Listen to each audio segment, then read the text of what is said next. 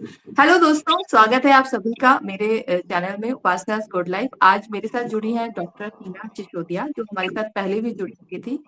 और बहुत से लोग कैपेसिटा बेन के बारे में जानकारी चाहते थे कि वो किस तरह की मेडिसिन है, एक ओरल फॉर्म में दी जाती है, टैबलेट फॉर्म में दी जाती है। तो इसके बारे में बहुत सारे सवाल, क्योंकि अभी ये इन दिनों जैसे मुझे नहीं मिल दिया गया है इस तरह की मेडिसिन, लेकिन ये अभी शुरुआत मतलब ये 2-3 सालों से ये वाली टैबलेट बहुत सारे पेशेंट्स को दी जा रही है। तो इसके बारे में थोड़ी-सी जानकारी हमें होना ज़रूरी है। तो ये प्लेटफ़ॉर्म ही हमने इसलिए बनाया है कि हम ब्रेस्ट कैंसर से जितने भी रिलेटेड हम जानकारी जुटा सकते हैं, और इस कैंसर जर्नी को हम जितनी ईज़ी कर सकते हैं, वो हमारे लिए इम्पोर्टेंट होगा और महिलाओं में बहुत सारे डर खत्म होंगे। तो हिना जी हमारे साथ हैं, जो कि एक फिज़ियोथेरेपिस्ट भी हैं, और इनका हमने एक जर्नी भी हमने जानी थी। अगर किसी को नहीं पता है, इनका ये भी ट्रिपल नेगेटिव ब्रेस्ट कैंसर एक सर्वाइवर है। 1 साल होने वाला, सॉरी 6 मंथ हो गए हैं इनको, और ये भी अपनी जर्नी चल रही है इनकी भी। और ये इसी टैबलेट को लेते हुए इनका 6 मंथ कंप्लीट हो गया है। कैपेसिटाब इनके बारे में थोड़ी-सी मैं बता दूँ कि 1992 में इसका पेटेंट हुआ था और 1998 में अप्रूव्ड हो गई थी। तो आप सोचिए, अभी टोटल 26 इयर्स हो गए हैं इसको, मतलब हमारे चारों तरफ इसकी लेते हुए पेशेंट्स को। तो थोड़ी-सी जानकारी किसे देते हैं, क्यों देते हैं, इसके क्या साइड इफ़ेक्ट हैं, ओरल कीमो है, मेडिसिन टैबलेट फॉर्म में दिया जाता है। तो बहुत सारी जानकारी हम डॉक्टर हिना से लेंगे, बहुत सारी बातें करेंगे। तो स्वागत है डॉक्टर हिना आपका फिर से इस चैनल में। और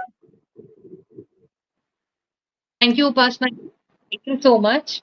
आपने दोबारा से मुझे अपने चैनल पर आने का निमंत्रण दिया और इतनी अच्छे टॉपिक को आपने चूज किया है, क्योंकि बहुत सारे हेजिटेशंस होते हैं जब हम कोई भी नया ट्रीटमेंट स्टार्ट करते हैं। तो मैं सबसे पहले बताना चाहती हूँ कि मेरा ट्रीटमेंट अब टेक्निकली पूरा कंप्लीट हो चुका है। मुझे भी स्टेज 3 का ट्रिपल नेगेटिव ब्रेस्ट कैंसर हुआ था, which was diagnosed in last year May. And then मुझे न्यू एडजुवेंट कीमोथेरेपी दी गई, फिर उसके बाद सर्जरी, रेडिएशन, और अभी जस्ट कुछ दिन पहले ही, आई थिंक 1 वीक या 10 दिन पहले ही, मेरा केपसिटब इनका भी जो डोसेज था वो कंप्लीट हो चुका है। सो नाउ टेक्निकली मेरा ट्रीटमेंट कंप्लीट हो गया है, now I am on my own without any treatment. तो मैं सबसे पहले इस दवाई के बारे में आपको बताना चाहती हूँ कि एक्चुअली जो कीमोथेरेपी ड्रग है, वो 2 कैटेगरीज में हमारी बॉडी में एडमिनिस्टर किए जाते हैं, यानी कि दिए जाते हैं। एक नॉर्मल इंट्रावेनस रूट है और एक ओरल रूट है। तो जो केपसिटाबिन है, ये हमें ओरल रूट से इसलिए दिया जाता है क्योंकि ये एक एंटी मेटाबोलाइट ड्रग की कैटेगरी में आता है। तो जैसे ही आप इस दवाई को लेते हैं, आपके स्टमक में जाती है, आपके एसिड्स जो है उस दवाई को खाने के साथ मिक्स करते हैं, it goes into your blood stream and then it starts acting on your cancer cells. ये जो ओके, दवाई है, इसकी स्पेशलिटी ये है कि ये one of the cancer cells की तरह ही पेश करती है बॉडी में, और उस तरीके से ये बॉडी में एंटर करके कैंसर सेल्स को टारगेट करके मारती है। तो ओके। मेरे हिसाब से इट इज रियली हेल्पफुल, क्योंकि जितनी भी रिसर्चेस हुई हैं उसमें ये सर्वाइवल रेट को और ओवरऑल डिजीज फ्री या फिर रिओकरेंस को कम करने में अभी तक तो काफी अच्छे इसके रिव्यूज हैं। ओके, तो आपको सबसे पहले तो टैबलेट फॉर्म में दी, कितनी मतलब बड़ी टैबलेट होती है? ईज़ी होता है इसको खाना, या इंजेक्शन फॉर्म में होता है, या लिक्विड होती है, कैप्सूल्स होती है? किस तरह की ये मेडिसिन होती है? थोड़ा-सा ये भी बताएँ हमें। और बिल्कुल। एक्चुअली ये ज़्यादा जो इसका ब्रांड नेम सबसे पॉपुलर है, वो ज़ेलोडा नाम से आती है। यानी कि जो मैन्युफैक्चरिंग ब्रांड है वो Xeloda was the most popular brand, और ज़्यादातर डॉक्टर्स इसको वही रिकमेंड करते हैं, which is I think American protocol हम लोग फॉलो करते हैं, तो ज़ेलोडा के नाम से ही ज़्यादा पॉपुलर है। लेकिन वो इसका ब्रांड नेम है। सिप्ला में भी ये दवाई अवेलेबल है, और अदर फार्मास्यूटिकल ब्रांड्स में भी आई एम श्योर अवेलेबल होगी। बात हुँ, करें इसकी dose, it is like just like any other, like oral antibiotic वगैरह जैसे आप लेते हैं ना, उसी तरह की हुँ, दिखती है ये। टैबलेट तो 500 टैबलेट ml फॉर्म का में। एक capsule, not like a capsule but like a tablet होती है।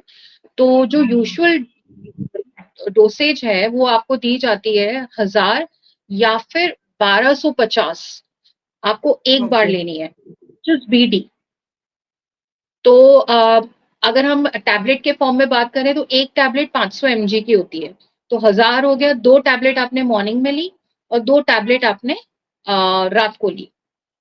ओके। और या अगर आप 1250 का डोज आपके ऑन्कोलॉजिस्ट ने आपको रिकमेंड किया है तो आप 2 ढाई टैबलेट सुबह लोगे, बिकॉज 500 का आधा is 250, so you are hmm. Taking 50 in the morning and then 1000 in the evening. तो यूजुअली यही डोसेज दिया जाता है। तो लेकिन इसमें एक बहुत इंपॉर्टेंट चीज है कि आपको जो डोसेज का इंटरवल है उसको मेंटेन करना पड़ता है। आ, हम्म 10 से 12 घंटे, आइडियल टाइम इज आप 12 घंटे के अंदर अपनी डोज लोगे। फॉर हम्म एग्जाम्पल आप अगर 9 बजे लिए तो आप रात को भी 9 बजे लोगे। तो 12 घंटे का ड्यूरेशन आपको दोनों डोज में मेंटेन करना है। अब बात हम्म। करें टाइम के लिए दी जाती है। जितने भी हमारे कीमोथेरेपी के ट्रीटमेंट्स होते हैं वो हमेशा साइकिल्स में होते हैं, क्योंकि हमारे नॉर्मल सेल्स भी इसमें अफेक्ट होते हैं। तो हमें क्या हम्म करना होता है, पीरियड देना है जिसमें थोड़ा सा बॉडी रिलैक्स हो सके या रिकवर हो हम्म सके। तो इस ड्रग को भी जो है ज्यादातर 8 साइकिल्स के लिए दिया जाता है। एक हम्म साइकिल जो को 21 डेज के लिए हम जब पूरे होंगे तब माना जाएगा। आप 14 दिन हम्म लगातार सुबह शाम करके 2 वीक्स आप लोगे, एक वीक आप ब्रेक दोगे। So this will be these 21 days या फिर 3 weeks will be counted as one cycle. ऐसे ओके। ओके। 8 भी प्रिस्क्राइब किए जाते हैं। हम्म। और डिपेंड और इस पे भी करता है यूजुअली कि आपको किस पर्पस के लिए या किस टाइप ऑफ कैंसर के लिए दिया गया है। तो ड्यूरेशन हम्म जो है या फिर डोसेज जो है ये ऑल्टर भी हो सकती है, जो आपके ऑन्कोलॉजिस्ट डिसाइड करेंगे। ये जो मैंने आपको पैटर्न बताया ये स्पेसिफिकली ब्रेस्ट कैंसर के एंगल से बताया कि ब्रेस्ट कैंसर ओके। में usually TMG BD and 21 days के लिए का एक साइकिल, ऐसे 8 साइकिल के लिए दी जाती है। अच्छा, और ये जो मेडिसिन है जो हम लेते हैं, आप जो ओरल कीमो की कैपेसिटेबिन की बात कर रहे हैं हम, तो ये हमें बिफोर मील या after meal? It has to be taken always after meal, क्योंकि इसका ओरल डाइजेस्टिव ट्रैक्ट से, जैसे मैंने बोला आपको कि ओरली ले रहे हैं, तो ये तो मतलब हम्म एक बचपन से पता है ये बात कि कोई भी दवाई खाली पेट नहीं लेनी है। तो this is the hmm chemotherapy talking about. तो नेचुरली हम्म आपको अच्छे से आपका एक मील लेने के आधे घंटे के बाद में आपको ये गोली लेनी होती है। फॉर एग्जाम्पल हम्म मॉर्निंग में आपका जो भी ब्रेकफास्ट करते हैं, ये नहीं कि आपने एक टोस्ट ले लिया या फिर थोड़े सा फ्रूट खा लिया और आप दवाई ले लो, ऐसा नहीं करना हम्म है। प्रॉपर एक मील लीजिए। अगर आप ब्रेकफास्ट में पोहा, उपमा, इडली, रोटी, सब्जी, पराठा जो भी खाना चाहते हैं, you finish it like you if you are finishing it at 8:30 AM, hmm तो आप आधा घंटे का गैप लेंगे, 9 बजे आप दवाई लेंगे। Similarly, in the evening, by 8:30 PM, you finish your dinner and 9 PM you take hmm. the medicine. तो ये रूटीन आपको फॉलो करना होता है। अच्छा, इस मेडिसिन के साइड इफेक्ट क्या कीमोथेरेपी की तरह ही होते हैं, जो कि हम जो हमने हार्डल जो निडल के थ्रू जो लेते हैं हम, पोर्ट के थ्रू जो हमने 15-15 दिन का जैसा मेरा था, उसी तरह के साइड इफेक्ट होते हैं कि बाल उतरना, बाल झड़ना, स्किन खराब होना, ये सब इसमें भी इसी तरह के साइड इफेक्ट होते हैं या कई दूसरे होते हैं? साइड इफेक्ट्स तो इस मेडिसिन के भी हैं, लेकिन अगर हम कंपेयर करें नॉर्म जो पहले कीमोथेरेपी दी जाती है उससे इसे, हम्म तो इट इज क्वाइट टॉलरेबल, उतने सीरियस साइड इफेक्ट्स नहीं आते हैं। फिर भी अगर हम हम्म बात करें की, तो मोस्ट कॉमन साइड इफेक्ट इसमें जो या फिर मोस्ट सिवियर साइड इफेक्ट से अगर हम शुरू करें तो आता हम्म है कि आपकी जो और फीट की स्किन है वो एक्सट्रीमली ड्राई हो सकती है और फ्लेकी हम्म हो सकती है। आपकी स्किन पील ऑफ हो सकती है, ब्लिस्टर्स टाइप के आ सकते हैं, आपको चलने फिरने में मतलब काफी पेनफुल हो सकते हैं वो। तो ये इसका हम्म सबसे सीरियस है। और इसके अलावा जो थोड़े से कॉमन से साइड इफेक्ट है, nausea, vomiting, gas, bloating, acidity, ये सब हो सकता हम्म है। सा डिहाइड्रेशन आपको हो सकता है, आपको फटीग लग सकता है, यानी कि थकान और से लॉस ऑफ एनर्जी। ये हम्म। कुछ इसके कॉमन साइड इफेक्ट्स। बाल झड़ना इस दवाई के साथ थोड़ा सा रेयर है, क्योंकि हम्म। हेयर फॉलिकल्स को ये उतना ज्यादा इफेक्ट नहीं करती है। तो ओके। एकदम आपके बाल बिल्कुल ही झड़ जाए, बॉल्ड हो जाओ, उस तरह का इस दवाई के साथ नहीं होता है। थोड़ा सा हेयर ग्रोथ जो मैंने पर्सनली फील किया कि हेयर ग्रोथ जो है वो थोड़ा सा स्लो जरूर आप फील कर सकते हो। So these are the possible side effects, and easily आप इनको प्रिवेंट कर सकते हो। और जितने भी आपने ये जो बोले फटीग और जितने भी डिहाइड्रेशन वगैरह ये जो भी है, मतलब इतने सीवियर नहीं होते, मतलब किसी में दो हो सकते हैं, किसी में एक हो सकता है ना, ऐसा कुछ, या सारे ही होंगे? हाँ, हाँ, ऐसे ही वही होगा ना, डिपेंड मतलब करता है बॉडी, जी, body to person to body person. Depend. Age is also a very important factor. मान लीजिए एक हायर एज का पेशेंट है, उसको थोड़ी सी हम्म। हायर साइड भी है, तो नेचुरली हम्म। उसको इफेक्ट्स ज्यादा आएंगे। तो जो मैं आपको यहाँ पर एक इम्पॉर्टेंट चीज बताना चाहती हूँ कि जो सबसे सिवियर साइड इफेक्ट की बात हमने करी, हैंड्स और फुट में एकदम ब्लिस्टर आना, उसकी स्किन पील होना, पेनफुल हो जाना, अगर ऐसा कुछ होता है तो आप तुरंत ऑन्कोलॉजिस्ट को कंसल्ट कीजिए आपके, ताकि वो डोज हम्म। ऑल्टर कर सकें या ब्रेक उसमें दे सकें। That is the most serious kind of side effect that can happen, and that is also temporary. वो भी टेम्परेरी रहता है, जैसे ही आप दवाई बंद करोगे तो वो रेक्टिफाई हो जाता है, it comes back to normal. और ये सारे साइड इफेक्ट्स जो है ना काफी हद तक प्रिवेंटेबल हैं। जो मैंने हम्म। अपनी इस ड्रग को लेते हुए जो जर्नी में मैंने फील करा, आप हम्म। अपने लेवल पे आप इसको प्रिवेंट कर सकते। तो थोड़ा सा आपकी जर्नी से बाय रिलेटेड क्वेश्चन टेकिंग, करते हैं। आपने 6 मंथ कंप्लीट हो गए हैं आपके इस तो टैबलेट को लेते लेते, 2 डोजेस बाकी हैं आपके? नहीं नहीं, मेरे सभी अभी कंप्लीट हो गया है। पूरा ये जो कंप्लीट। ओरल कीमोथेरेपी का कोर्स था कंप्लीट हो चुका है। जी। तो आप सबसे बड़ा एग्जाम्पल है, एक तो कैपेसिटाबिल लेते हुए आपने, तो आपने क्या क्या ऐसा इसमें महसूस किया, कौन कौन से जितने भी आपने इसके कारण बताए हैं, जो इफेक्ट साइड इफेक्ट्स जो बताए हैं आपने, आपको इनमें से कौन सा फील हुआ सबसे ज्यादा? आई थिंक फटीग एक था फैक्टर। हम्म। तो पहले मैं आपसे शेयर करना चाहती हूँ कि क्या प्रिकॉशंस मैंने फॉलो करे। अ, हम्म। देखिए, सबसे मैंने फॉलो करा वो उसका टाइमिंग था, क्योंकि ये सबसे एक चीज और मैं डिस्कस करना चाहूंगी यहाँ पर, कि हम ये दवाई दे क्यों रहे हैं ब्रेस्ट कैंसर में, क्योंकि यूजुअली ये जो दवाई है ये कोलन कैंसर में, कोलोरेक्टल कैंसर में, पैंक्रियाटिक या फिर इवन प्रोस्टेट कैंसर में दी जाती है। लेकिन ब्रेस्ट हम्म। कैंसर में यूजुअली सिर्फ दो ही कारणों से दी जाती है। वन इज, अगर ब्रेस्ट कैंसर मेटास्टैटिक हो चुका है, यानी कि वो एक जगह पे सीमित नहीं है, अब ब्रेस्ट में हम्म। पूरी बॉडी में फैल रहा है, so that is metastatic disease. और ये कभी कभी मोनोथेरेपी की तरह भी दी जाती है, यानी कि सिर्फ एक ड्रग दिया जा रहा है, और या फिर बाकी मेडिसिन आपकी चल रही है, बाकी थेरेपी चल रही है और साथ में ये भी दिया है। दूसरा कारण होता है अगर आपको रेसिडुअल डिजीज है।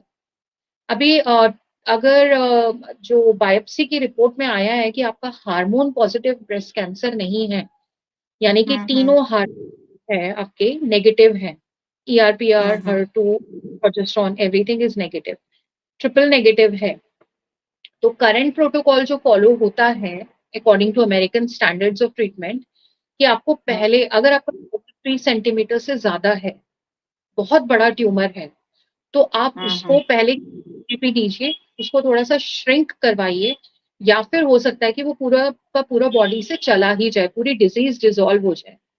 तो इस कीमोथेरेपी है new adjuvant chemotherapy, very good. अगर आपका न्यू एडजुवेंट कीमोथेरेपी से पूरा ट्यूमर डिसॉल्व हो चुका है, there is no sign of disease, इस स्टेट को हमने कहा pathologically complete response, which is PCR. It's very nice, survival rate भी हम्म। बहुत अच्छा। रिकरेंस रेट बहुत कम रहेगा।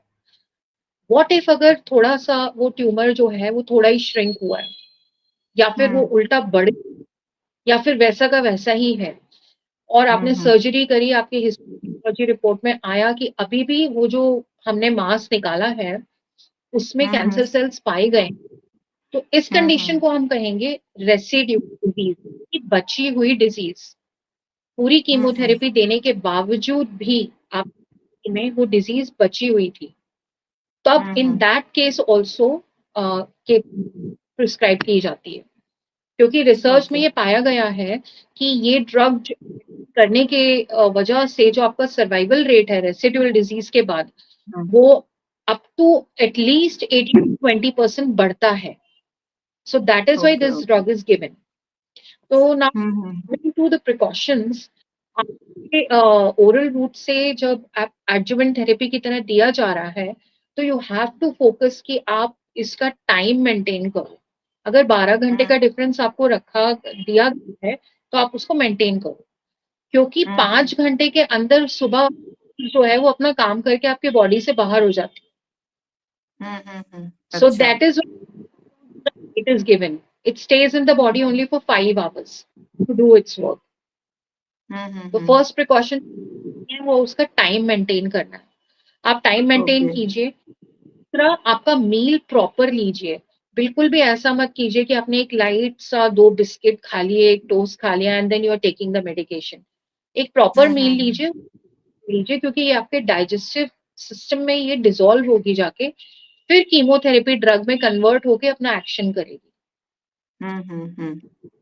You should drink lots and lots of water, stay hydrated, क्योंकि आप मतलब मैंने तो ये फील किया कि काफी माउथ में ड्राइनेस या फिर आपको काफी प्यास लगती है after taking the medicine. It can be different body के से, लेकिन स्टे हाइड्रेटेड। चौथा, जो हमने बात करी कि हैंड्स एंड फीट ड्राई होके ब्लिस्टर होना, स्किन पीलिंग, अगर आप हाइड्रेटेड रहेंगे तो नहीं होगा। और अदरवाइज आपको अपने पैरों में, हाथों में फ्रिक्शन जितना कम हो ना उतना बेटर है, यानी कि उसकी ड्राइनेस मत, जैसे कि मान लीजिए आप यूटेंसिल साफ कर रहे हैं और ये जो हमारे डिटर्जेंट्स वगैरह रहते हैं इनके कांटेक्ट में आएंगे तो आपके हाथ और ड्राई ही होंगे, तो ये सब एक्टिविटीज बिल्कुल at least while you are taking the medication. आपके जो पैर हैं उनमें आप सॉक्स पहन के रखिए। यूजुअली ऑन्कोलॉजिस्ट साथ में एक बहुत ही अच्छी सी हाइड्रेटिंग क्रीम प्रिस्क्राइब करते हैं। जैसे मुझे जो प्रिस्क्राइब किया था उन्होंने, वो उसका नाम था हाफूज। सो आप वो मतलब ऑइंटमेंट की तरह क्रीम आप अप्लाई कर सकते हैं रात को सोने के पहले, हाथों में पैरों में अच्छे से, एंड वेयर सम सॉक्स। मैंने पर्सनली हाफूज बिल्कुल यूज नहीं किया, I switch to some natural alternative. मैंने वो फ्लैक्स सीड होता है, अलसी का तेल, वो उसको मिक्स करती थी मैं। प्रिमरोज ऑयल एक आता है, एक एसेंशियल ऑयल होता है which is very good for your skin, और साथ में ही कोकोनट ऑयल में थोड़ा सा एलोवेरा एंड नीम को से पका के दैट ऑयल, और इन तीनों ऑयल्स को एक मिश्रण बना के, and I use to apply ऐसे थिक लेयर्स अच्छे से, and wear socks in the night.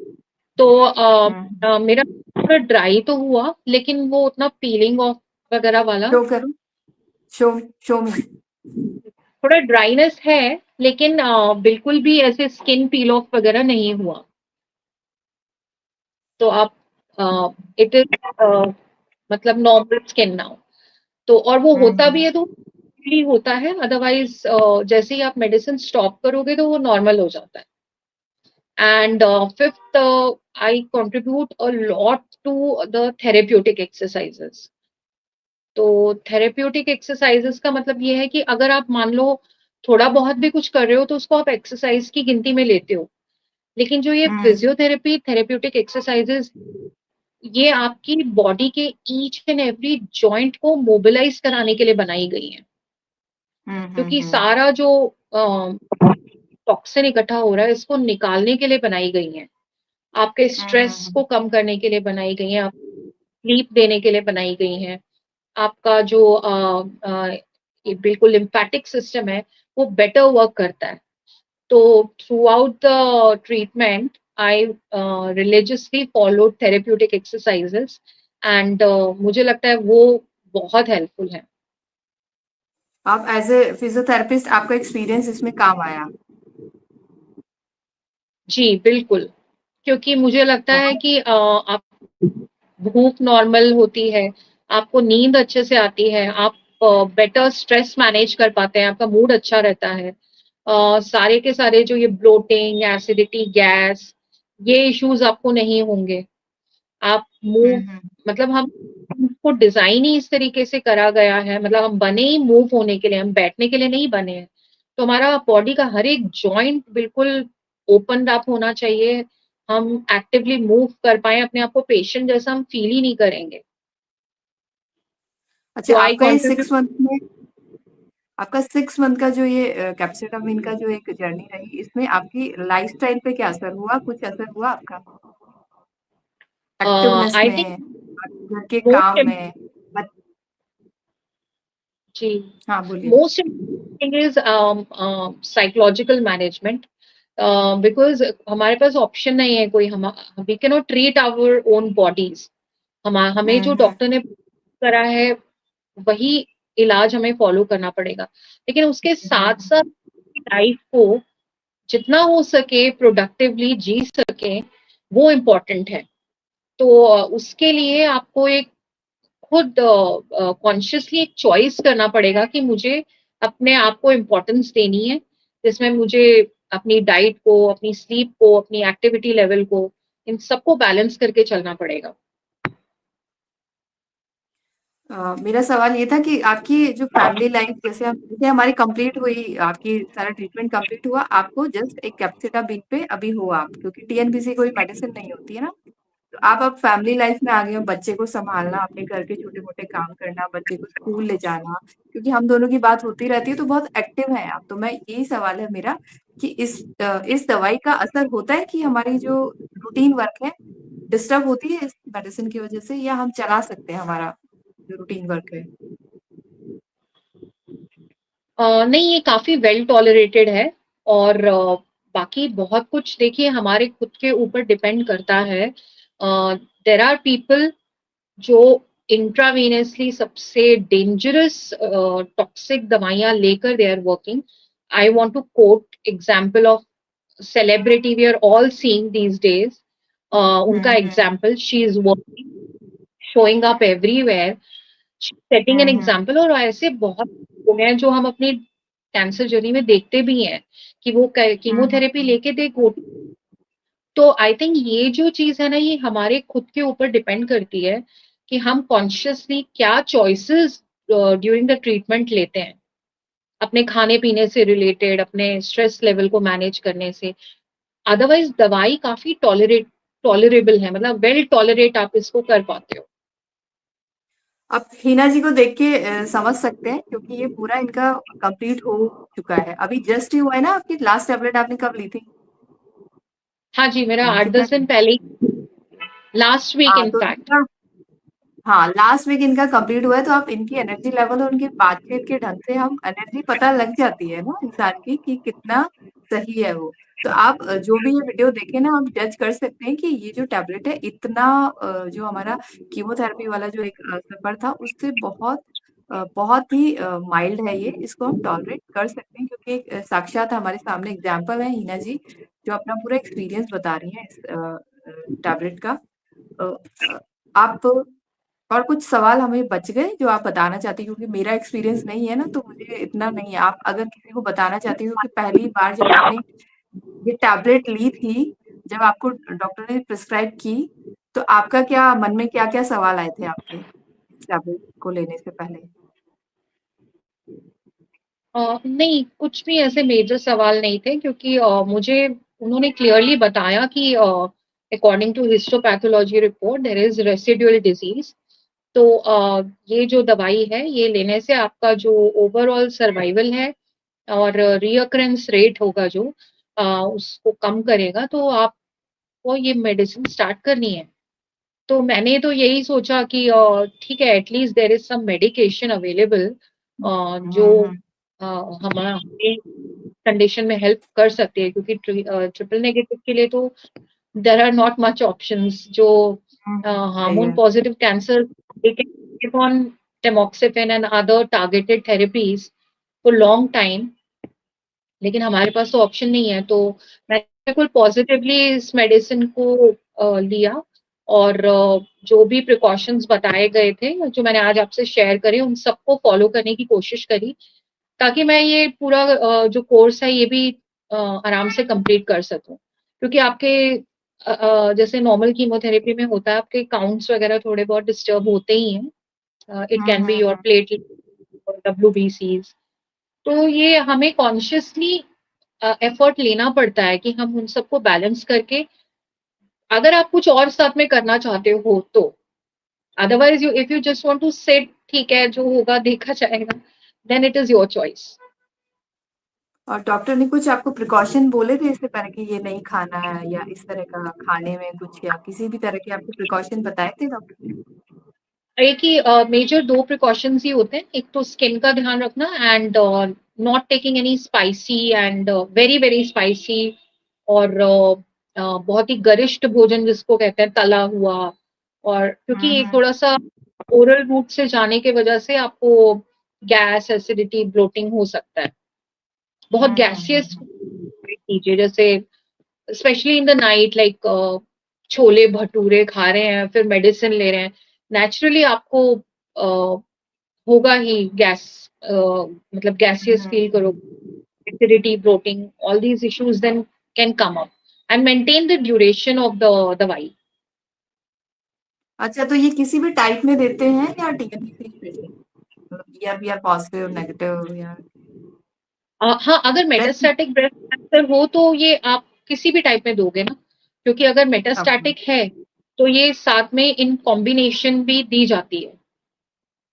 Okay okay okay. हाँ, तो और कुछ अगर कोई? तो यूजुअली मोनोथेरेपी, यानी कि आपके बाकी सब ट्रीटमेंट्स कंप्लीट हो गए हैं, तो आपके रेसिडुअल कैंसर सेल्स को मारने के लिए, कि अभी भी अगर कहीं रह गया है कोई सेल, तो उसको मारने के हम्म। लिए और रीअकरेंस को कम करने के लिए एज अ सिंगल ड्रग आपको इस पे रखा जाता है फॉर 8 साइकिल्स। इसके आफ्टर इफेक्ट्स भी हैं कुछ, मतलब जैसे आपने ले लिया उसके बाद भी कुछ आफ्टर इफेक्ट्स हैं? After long effects. Term side effect most of the chemotherapies के अ, बहुत ही रेयर होते हैं। मतलब जो ओके। सीरियस साइड है, जैसे कि बोला जाए कि लॉन्ग टर्म में जाकर जो कीमोथेरेपीज अंदर आपके बोन मैरो सप्रेशन करती है, आपके जो बोन का मैरो होता है उसी में सारा सेल्स का प्रोडक्शन होता है।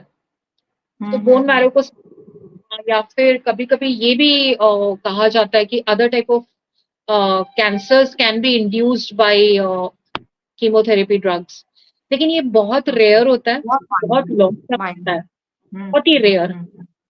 Like okay. मैंने पॉडकास्ट सुने हैं बहुत सीनियर ऑन्कोलॉजिस्ट के, ऑन्कोसर्जन्स के, and in their like 30 30 years of practice, कोई एक का दुक्का केस उनके सामने आता है कि कीमोथेरेपी की वजह से उनको सेकेंडरी कैंसर हो गया हो। तो यूजुअली एज पर जितने भी कीमोथेरेपी ड्रग्स हैं उनके टेम्परेरी साइड इफेक्ट्स होते हैं, जितने टाइम आप ले रहे हो, एंड देन लेटर ऑन जैसे ही आप दवाई स्टॉप करते हो, यू फील क्वाइट नॉर्मल। जी, आप अपने अपनी तरफ से कुछ ऐसे एडवाइस देना चाहेंगे जो पहली बार जो कैप्टेन अभी ले रही है, क्योंकि आप एक एक्सपीरियंस्ड है और आपने पूरे टाइम कंप्लीट कर लिया है अपने डोजेस, तो कोई एडवाइस देना चाहेंगे आप जो नया शुरुआत कर रहा हो मेडिसिन का? अब मेरा यही एडवाइस रहेगा आपको कि जो भी डॉक्टर ने आपको डोज प्रिस्क्राइब करा है और जिस भी तरीके का साइकिल फॉलो करने के लिए बोला है, उस पे आप स्टिक करिए। बिल्कुल बिना डरे ये मेडिसिन लीजिए, वेल टॉलरेटेड है। जो कीमोथेरेपीज इंट्रावीनसली दी जाती हैं, उन्हीं की तरह ये भी एक सेफ ड्रग है, that is why it is administered. And take proper meals, maintain the proper time, and keep yourself hydrated, moisturize your skin, and especially hands and feet, and you'll be good to go. काफी well tolerated drug है ये। Okay. As a physiotherapist, जैसे आप lymphoedema से related भी बहुत सारे आप अपने तरफ से गाइड करती हैं हमें भी, और अपना आपका खुद का एक क्लिनिक भी है। तो एज ए फिजियोथेरेपिस्ट आपको जितने भी सिंड्रोम है, जैसे आप हैंड फुट सिंड्रोम कह रही हैं या एक्सरसाइज से रिलेटेड, आपका ये जो एक्सपीरियंस है कितना काम आया आपका? मुझे बहुत ही हेल्पफुल लगता है, नॉट जस्ट बिकॉज कि ये हमें कैंसर में हेल्प करता है, लेकिन आप देखिए कि जो आपका वे ऑफ लिविंग है वो आपके लिए कंफर्टेबल होना चाहिए, प्रोडक्टिव होना चाहिए और एक्टिव होना चाहिए। अभी ये एक ट्रीटमेंट तो हमारे लिए एड ऑन है, ये एक और हिंट है कि आपको एक आपकी लाइफ फुल पोटेंशियल में जीने से कहीं ना कहीं थोड़ा सा रोकता है। तो अगर आप उसको ब्रेक करना, please do all these therapeutic exercises. सिर्फ हाथ पैर हिलाना ही एक्सरसाइज नहीं है, हमारी बॉडी का हर जॉइंट को आप पूरी की पूरी रेंज ऑफ मोशन में उसको मूव कर पाए, तो आप अपने आप को बहुत ही रिलैक्स्ड, एक्टिव, एनर्जेटिक फील करते हैं। हमारे बॉडी में बहुत सारे टॉक्सिन्स जा रहे हैं हमारे एनवायरनमेंट के through, and on top of that हम तो इस ट्रीटमेंट को एक्सपोज हो रहे हैं।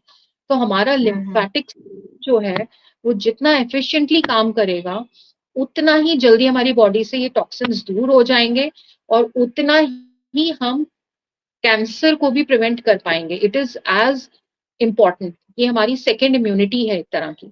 तो ये एक्सरसाइजेस आपकी सिस्टम को बहुत अच्छे से एक्टिवेट रखती हैं। And last very important thing is your stress levels. अब जितना आपके बोन्स, जॉइंट्स, मसल्स को रिलैक्स रहेंगे, ऑटोमेटिकली आपका स्ट्रेस लेवल उतना ही कम रहेगा। और जितना आपका स्ट्रेस लेवल, आपकी sleep, appetite and water intake का तीनों का जो बैलेंस है वो अपने आप मेंटेन रहेगा। तो ओवरऑल में despite going through some aggressive sort of treatment, आप अपने आप को काफी नॉर्मल, एक्टिव, एनर्जेटिक महसूस कर सकते हैं। So if you feel, you can contact me between 12 p.m. to 5 p.m. for the therapeutic exercises that can be followed. जो भी आप exercise program follow कर सकते हैं during the treatment, after the treatment for better recovery, and specially आप अपने lymphatic system को किस तरीके से activated रख सकते हैं, आपके fluids अच्छे से drain हो सकें ताकि, and there are also a lot of exercises that can help you with your breathing, your sleep, and your stress management.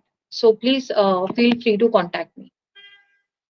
Okay, मैं नीचे कमेंट सेक्शन में इनका contact number doctor Hina Sisodia ji का दे दूंगी। जिसको भी इनसे कॉन्टैक्ट करना हो आप डायरेक्ट इनसे कॉन्टैक्ट कर सकते हैं। टाइमिंग इन्होंने बता दिया है।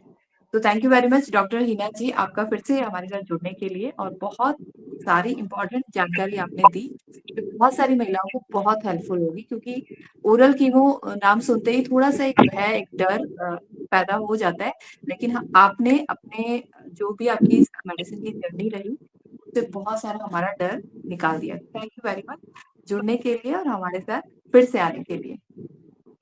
Thank you, Upasana ji. Thank you for giving me this platform to talk about it.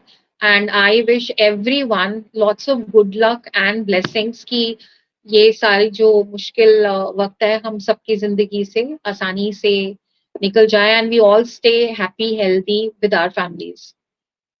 And